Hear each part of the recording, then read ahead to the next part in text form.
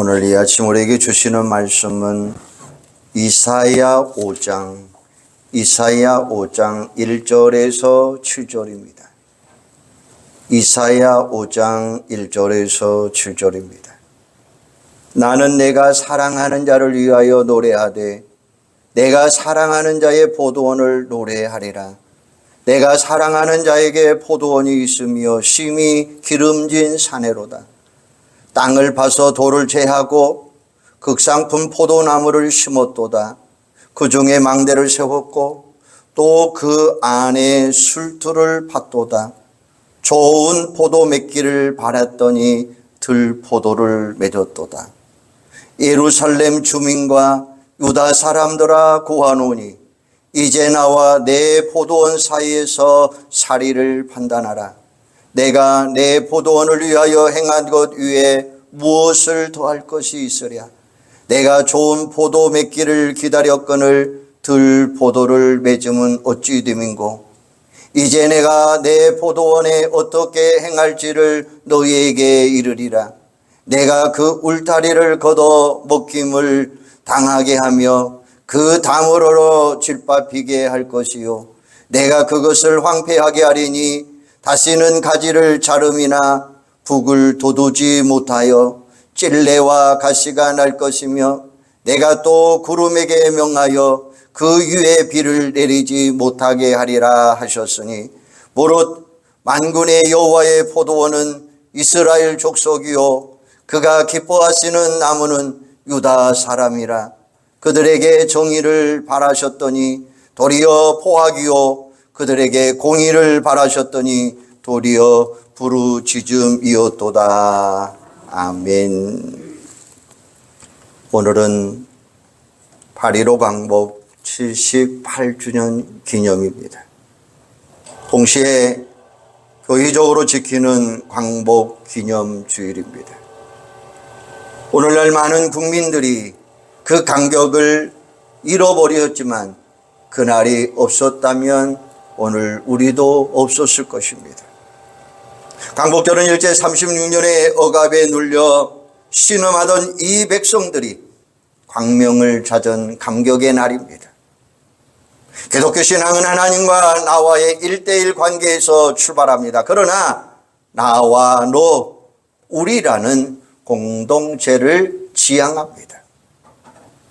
가정의 공동체, 교회의 공동체는 물론이고 더 나아가 국가와 민족 공동체를 의식합니다. 그리스도인은 항상 공동체의 평안과 축복을 위해 기도하고 헌신해야 합니다. 성경을 보면 모든 그리스도인들은 예의 없이 애국 애족의 신앙을 갖고 있었습니다. 예수님도 하나님의 아들이었지만 한 인간으로서 조국 이스라엘을 위해 눈물을 흘리며 기도하셨습니다. 모세도 바울도 그래요. 이런 취지에서 이 시간 본문을 중심으로 대한민국과 한국교회가 나갈 길과 그 가운데 우리 각자의 자세에 대해 말씀을 드리려고 합니다. 아무쪼록 이 말씀을 통해서 그리스도인으로서 더욱 더 애국 애족의 신앙을 충만하게 해지기를 바랍니다. 부디 우리도 잘 뛰고 우리 민족도 잘 뛰는 놀라운 축복이 이어지기를 주님의 이름으로 축원합니다. 본문은 구약 이스라엘 시대, 바로 다 정확하게 말하면 남북 분단 시대, 남유다 왕국에 관한 이야기입니다. 성경에 나오는 이스라엘 역사는 모든 나라와 민족의 거울이 됩니다. 특별히 한국은 여러 면에서 이스라엘과 매우 흡사한데 그런 차원에서 우리에게는 큰 교훈이 되고 있습니다. 본문 이사야 5장을 보면 이사야 선지자의 노래가 나와요. 흔히 포도원의 노래라고 부릅니다. 이스라엘의 흥망성쇠가 고스란히 다 들어있어요. 하나님은 만민 가운데 그들을 선민으로 선택하셨고 그 은혜를 베풀어 주셨어요. 그럼에도 불구하고 배은망덕했던 이스라엘이 하나님의 간곡한 호소에도 돌이키지 않는 결과는 마침내 멸망이었습니다. 그 내용이 애언적으로 묘사했는데 안타깝게도 후일의 역사 가운데 현실화되고 말았습니다. 1절을 보면 이사야가 나의 사랑하는 자를 위한 노래를 밝히고 있는데 그가 누구일까요? 하나님을 애인으로 비유한 것입니다. 또 포도원을 가꾸는 농부로 비유하고 있습니다. 하나님의 사랑, 하나님의 은혜가 얼마나 크다는 것을 설명해 주고 있습니다. 포도원은 이스라엘 나라를 가리켜요. 가나안의 비옥한 땅에 나라를 세워주셨음을 의미하고 있습니다. 2절에서는 돌을 제거했다고 하는 이야기는 가나안 원주민을 심판하고 추방했다는 뜻이에요. 극상품 포도나무는 특별히 선택된 이스라엘 백성들을 가리키고 있습니다. 망대는 원수들을 감시하는 파수대로 하나님의 보호하시는 은혜를, 그리고 술틀은 포도즙을 짜는 기구로 하나님의 축복을 상징하고 있습니다.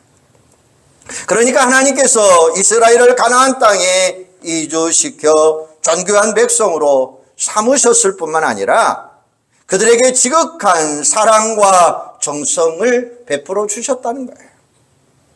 정말로 그 은혜가 아닐 수가 없어요. 그런 가운데 하나님은 당연히 이스라엘 백성들에게 큰 기대를 걸고 계셔요. 하지만 안타깝게도 좋은 포도가 아니라 들포도를 맺고 말았습니다. 이사야는 이 사실을 묻내 슬퍼하며 탄식하고 있어요. 좋은 포도를 기다렸거늘 들포도를 맺나니 어이가 없다고 기막히다라고 말을 해요. 3절에서 남유다 백성들을 향해 외칩니다. 너희들이 한번 판단해봐라. 하나님의 진노에 대한 이유를 짚고 넘어가고 있습니다. 4절을 보면 하나님이 탄식해요. 내가 내 포도원을 위하여 행한 것 외에 무엇을 더할 것이 있으랴. 내가 좋은 포도 맺기를 기다렸거늘 들포도를 맺음은 어찌민고라고 이야기해요. 하나님은 더할 나위 없이 최선을 다해 사랑하며 그 은혜를 베풀었지만 그들은 배은망덕하고 타락하고 범죄함으로 악취를 풍겼다는 것입니다. 여러분, 하나님이 이스라엘을 선민으로 선택한 목적이 무엇입니까? 시내산 언약을 보면 알 수 있어요. 출애굽은 후에 시내산에 당도했을 때 모세가 올라가 하나님과 독대하며 맺은 언약이에요. 하나님은 세계의 하나님이신데 여러 민족 가운데 특별히 이스라엘을 선택하셨다고 하는 것은 그들을 제사장 나라와 거룩한 백성으로 살기 위함이었습니다. 그러니까 이스라엘은 마땅히 거룩하신 하나님을 닮는 백성으로 성결한 삶을 살아야 돼요. 그렇게 함으로써 이방의 빛이 되고 여러 민족을 하나님께로 인도하는 제사장의 사명을 감당해야 됩니다. 요즘 말로 표현하면 선교의 사명을 잘 감당해야 된다는 거예요. 이런 목적은 아브라함을 부르셨을 때 주의해 보실 수 있어요. 창세기 12장 2절에 보면 내가 너로 큰 민족을 이루고 내게 복을 주어 내 이름을 창대하리니 너는 복이 될지라. 너를 축복하는 자에게는 내가 복을 내리고 너를 저주하는 자에게는 내가 저주하리니 땅의 모든 족속이 너로 말미암아 복을 얻을 것이라 하신지라. 할렐루야. 이 말씀을 통해서 우리는 아브라함과 이스라엘 백성을 축복의 통로로 삼으시고 또한 그들을 통해서 모든 민족을 구원하시려는 하나님의 목적을 분명하게 확인할 수가 있습니다. 그런데 하나님의 목적과 기대를 쳐버리는 얼마나 실망스럽습니까? 하나님이 계속 탄식합니다. 이런 경고에도 불구하고 회개하지 않는 이스라엘 백성들은 멸망하고 맙니다. 이사야 당시는 북이스라엘이 이미 아수르에게 멸망한 후였고 그 남유다는 바벨론에게 침략을 당하여 멸망을 합니다. 이스라엘의 비극이죠. 그 비극은 그 후에도 끊임없이 이어져요. 예수님이 그들 가운데 메시아로 오셨지만 거부하고 십자가에 넘겨주셨어요. 그 결과 예루살렘이 로마에 짓밟히고 이스라엘 백성의 다수가 전 세계에 흩어져 유랑민족이 됩니다. 여기서 우리는 아무리 선택된 백성, 하나님의 사랑과 기대를 저버리면 하나님은 진노하시고 징계를 당할 수밖에 없다고 하는 사실을 아셔야 돼요. 하나님은 예수님 이후 구원받는 그리스도인과 교회를 새 이스라엘로 삼으시고 그들에게 역시 그 은혜를 베푸시고 동일한 사명을 주셨습니다. 베드로전서 2장 9절에 보면 오직 너희는 택하신 족속이요 왕같은 제사장들이요 거룩한 나라요 그의 소유된 백성이니 이는 너희를 어두운 데서 불러내어 그의 기이한 빛에 들어가게 하신 자의 아름다운 덕을 선전하게 하려 하심이라 라고 말씀하셔요. 택한 백성으로 왕같은 제사장으로 거룩한 나라의 사명을 감당하라는 것입니다. 거룩하신 하나님을 닮은 성결한 삶을 살아가면서 복음 전파와 선교의 사명을 감당하라고 말씀하고 계셔요. 그렇다면 오늘 우리 그리스도인과 한국교회, 더 나아가 대한민국과 이 백성들이 어떻게 살아가야 되겠습니까? 무엇보다도 먼저 우리는 하나님이 한국교회와 대한민국을 얼마나 사랑하시고 그 은혜를 베풀어 주셨는지 결코 잊어서는 안 된다고 하는 사실이에요. 미래는 우리가 알 수 없지만 우리 마음대로 좌우할 수도 없습니다. 하지만 우리가 현재 어떤 자세로 살아가고 있느냐에 따라서 하나님의 섭리가 달라질 수 있다고 하는 사실을 아셔야 돼요. 우리는 우리 자신의 모습을 반성하면서 다음 세 가지의 자세를 다시 한번 회복하기를 원합니다. 첫째는 우리가 복된 미래를 맞이하려면 감사를 회복하시기를 바랍니다.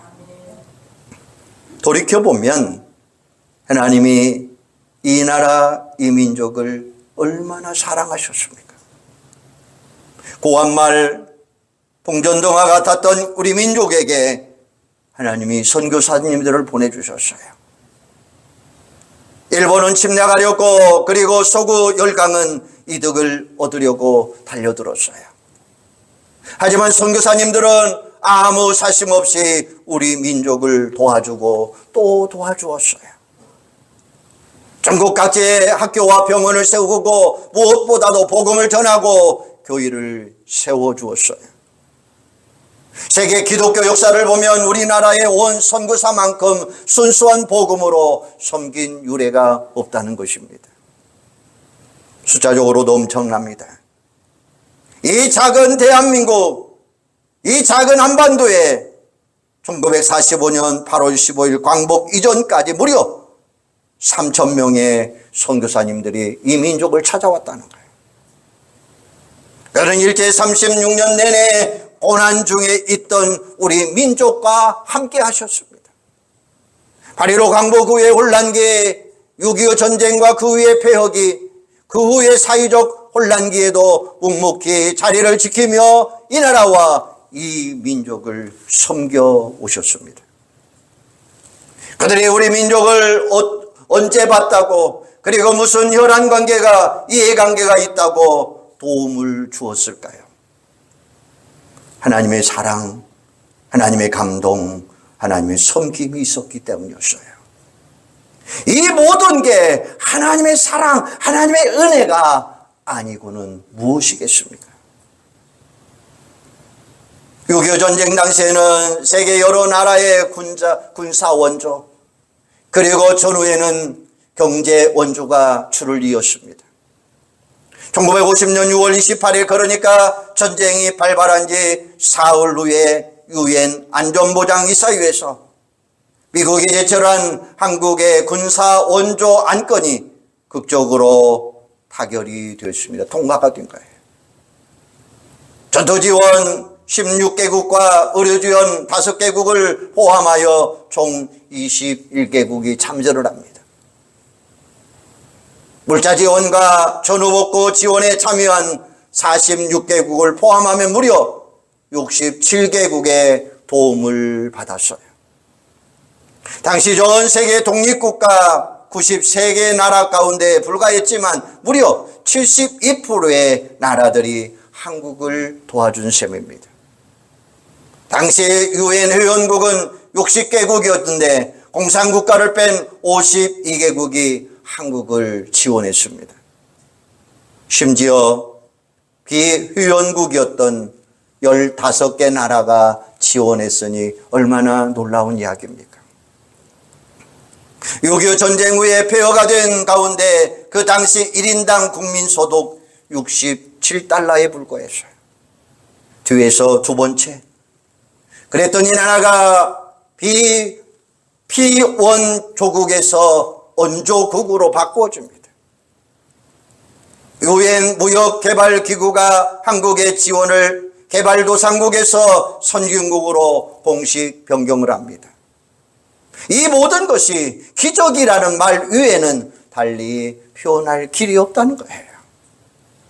대한민국에는 3대 기적이 있습니다. 첫째는 복음화의 기적입니다. 두 번째는 산업화의 기적입니다. 세 번째는 민주화의 기적입니다.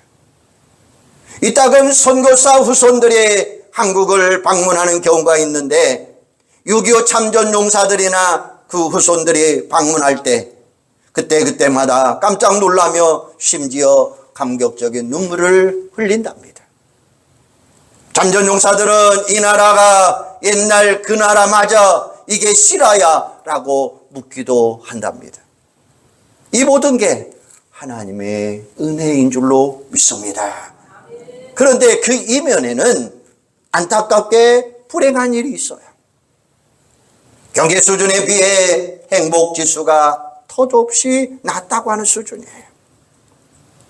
유엔산하 자문기구인 지속가능발전 해법 네트워크가 전 세계 156개국으로 대상한 국민의 행복도를 조사한 결과 우리나라는 얼마만큼 되느냐?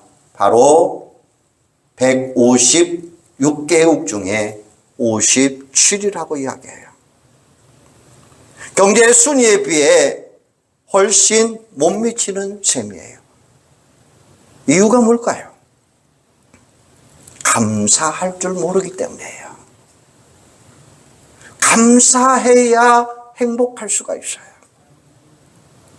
객관적으로는 예전보다 엄청나게 부유했지만 주관적으로 감사하지 못하고 스스로 불행을 느끼고 있다는 거예요. 모든 게 하나님의 은혜임을 인정하면 감사할 수 있고 그러면 얼마든지 자족하며 행복할 수 있어요. 바울이 의지입니다. 고린도전서 4장 7절에 보면 누가 너를 구별하였느냐? 내게 있는 것 중에 받지 아니한 것이 무엇이뇨? 내가 받았은즉 어찌하여 받지 아니하는 것 같이 자랑하느냐라고 이야기해요. 아무쪼록 우리 그리스도인들부터 하나님의 은혜를 잊지 말고 감사하는 삶을 사시기를 바랍니다. 그래서 개인, 가정, 나라가 하나님의 은혜에 감사하며 늘 행복한 삶을 사는 여러분들이 되기를 주님의 이름으로 축원합니다. 두 번째는 복된 미래를 맞이하려면 성결을 회복해야 돼요. 나라가 발전해서 감사하지만 다른 한편으로는 안타까운 점이 있습니다. 인륜과 도덕이 땅에 떨어져 버렸다는 사실이에요. 예전에 순박했던 모습이 점점 사라지고 음란하고 부정하고 부패한 모습이 난연에 만연하고 있다는 사실입니다. 부자가 되어도 성결하지 못하면 졸부가 될 수밖에 없습니다. 마치 구약 이스라엘의 좋은 포도를 맺지 못하고 악취나 풍기는 들보조를 맺으면 마찬가지입니다. 적어도 우리 그리스도인들은 향기를 바라는 사람들이 되어야 될 줄로 믿습니다. 우리는 구원받는 자들이나 망하는 자들에게나 하나님 앞에서 그리스도의 향기니라 라고 말씀하셔요. 우리 그리스도인들이 할 수 있는 것은 예수님의 형상을 닮아가야 될 줄로 믿습니다. 더욱더 낮아지고 말씀과 기도로 자신을 연단하는 유일한 방책입니다. 가정에서, 직장에서, 그리고 우리가 있는 곳에서 꾸준히 실천해야 될 거예요. 우리 각자 교회의 얼굴이요 대표라고 하는 이 의식을 가지고 살아가시기를 바랍니다. 그렇게 한다면 하나님께서 가상히 여기시고 분명하게 역사해 주실 줄로 믿습니다. 시간 걸리겠지만 하나님의 도우심을 구하시기를 바랍니다. 우리 각자 나부터 예수를 닮아가며 성결을 회복함으로 하나님 앞에 칭찬과 축복을 받을 수 있기를 바랍니다. 이렇게 되면 작게나마 세상을 변화시킬 수 있을 것입니다. 부디 우리 그리스도인들과 교회가 성결을 회복함으로 인해서 우리 한국교회와 대한민국의 복된 미래를 맞이하는 역사가 일어나기를 주님의 이름으로 축원합니다. 세 번째는 복된 미래를 맞이하려면 사명을 다시 한번 회복해야 돼요. 하나님이 우리에게 은혜를 베푸시고 축복하신 데는 단 한 가지 이유가 있습니다. 혼자서 누리라고 말하는 게 아니에요. 개인도 나라도 마찬가지입니다. 하나님이 우리를 축복하신 것도 중요하지만 그 가운데 자칫 왜곡된 선민의식이 빠져버리면 곤란하다고 하는 사실이에요. 이스라엘의 실패 원인이 바로 거기에 있습니다. 진짜 선민의 의식은 섬김의 의식이라는 사실이에요. 그리스도인과 교인은 축복의 통로가 되는 사명이 있습니다. 아브라함을 부르신 목적, 구약 이스라엘을 부르신 목적, 그리고 신약 우리 그리스도인과 교회를 부르는 목적이 바로 그거예요. 누누아에게 말씀드리지만 우리는 이스라엘의 실패한 역사에 전철을 밟지 말아야 되겠어요. 지금까지 하나님의 우리를 축복하셨다고 자동적으로 미래가 잘 되는 게 아니에요. 개인도 그렇고 나라도 그렇고 부침과 흥망성쇠는 반드시 있습니다. 어제까지 흥했어도 오늘 타락하고 내일은 망할 수 있습니다. 미래의 모습은 오늘 우리 자세에 따라서 결정돼요. 우리가 미래를 컨트롤한다는 것이 아니라 우리의 자세가 바르면 하나님은 기뻐하시고 계속해서 축복해 주실 줄로 믿습니다. 축복과 사명은 동전의 양면과 같아요. 하나님이 축복하시면 사명을 감당하라는 뜻이 있습니다. 만일 깨닫지 못하고 사명을 방가하면 구약 이스라엘 짝이 되고 말 거예요. 그리스도인들이 각자 있는 위치에 분명히 서 있어야 돼요. 그리고 모든 그리스도인들이 공통적으로 감당해야 될 몫이 있습니다. 그것은 기도하면서 선교하면서 성실히 모든 일을 수행해 나가는 거예요. 세계복음화는 반드시 완수할 것이고 하나님의 약속입니다. 그렇다면 우리가 그 약속의 초점을 맞출 수 있다면 하나님은 반드시 승리할 줄로 믿습니다. 믿음은 담대하게 나갈 수 있다는 거예요. 우리가 사명의 끈과 기도의 끈을 놓치지 않으면 이 길을 극복함으로 한국교회가 살고 대한민국도 복된 미래를 맞이하게 될 줄로 확신합니다. 사명을 잘 감당하려면 하나님이 우리를 계속해서 축복해 주셔야 돼요. 사명과 축복의 연쇄 과정, 그것은 바로 축복의 선순환이라고 하는 말씀이에요. 가나안 농문학교 창립자 고 김용기 장로님의 이야기입니다. 필리핀의 막사이상을 1966년에 수상한 분입니다.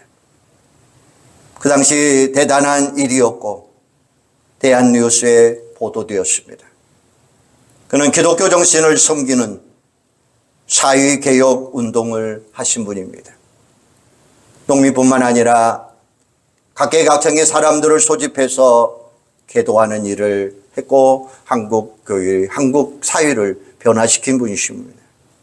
그런데 그 이상으로 중요한 것은 그가 중보기도 용사였다는 거예요. 기도실에 조국이여 안심하라 내가 기도하노라 라고 하는 표를 붙여놓고 밤낮으로 기도하셨다는 거예요. 기도는 가장 연약한 자도 할 수 있습니다. 무릎을 꿇고 할 수 있습니다. 아니, 무릎을 꿇으면 더 잘할 수 있습니다. 엎드려 할 수도 있고 심지어 아프면 누워서도 할 수 있어요. 중요한 것은 그 기도를 살아계신 하나님, 전능자 되신 하나님이 들으신다고 하는 사실입니다.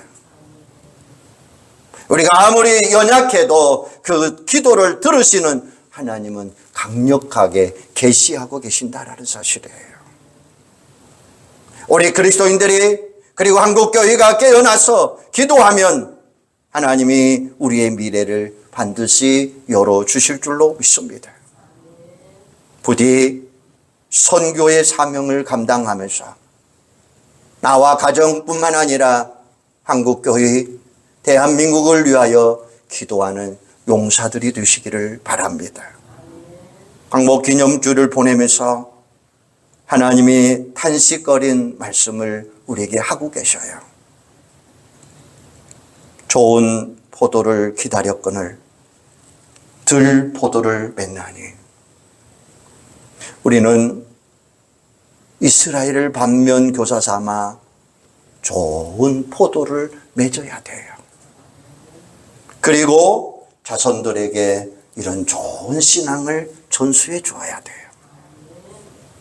혼자 겨우 구원받고 이 세상에서 잘 먹고 잘 사는 식으로 교육해서는 안 돼요. 하나님의 은혜, 감사, 성결, 사명을 감당하라고 우리는 가르쳐 줘야 돼요. 오늘 대한민국의 현실 한번 보세요. 우리 정부 현실 한번 보세요.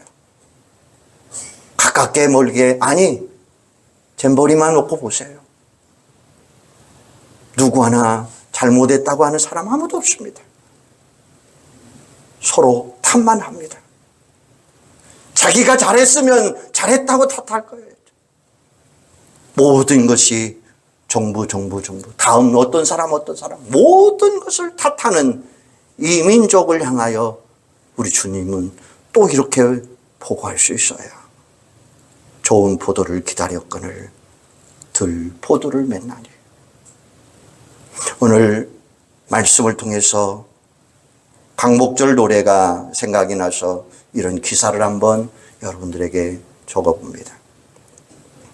흙 다시 만져보다 바닷물도 춤을 춘다. 기어이 보시려던 어른님, 본님 어찌하리. 이날이 40년 뜨거운 피 엉긴 자취니 길이 지키세 길이 지키세. 꿈엔들 잊을 건가 지난 일을 잊을 건가. 다 같이 복을 심어 잘 갖고 길러 하늘 닿게. 세계의 보람될 거룩한 빛에서 나리니 힘써 나가세 힘써 나가세. 광복절의 노래예요. 사랑하는 여러분, 오늘 광복절 노래의 가사를 우리 마음속에 담고 복된 미래를 힘차게 열어 나가야 될 줄로 믿습니다. 우리 대한민국, 아니 우리 한국교회 온 성도들이 좋은 포도를 기다리는 여러분들이 되기를 주님의 이름으로 축원합니다. 기도하겠습니다. 하나님, 이 대한민국을 지금까지도 사랑해 주셨습니다. 이 대한민국을 수많은 환난과 고난과 고통과 역경 가운데서 지켜주셨습니다. 하나님의 그 보호하심이 있었기에, 우리 신앙의 선배들의 기도와 눈물 흘린 흔적이 있었기에 이런 놀라운 나라가 된 줄로 믿습니다. 아버지 하나님, 하나님의 은혜에 감사하게 하시고 다시 한번 성결케 회복하게 하시고 사명을 다시 한번 다짐하면서 정말로 이 대한민국, 이 한국교회 우리 가정이 복된 민족으로, 복된 나라 가정으로 변화시켜 주시옵소서.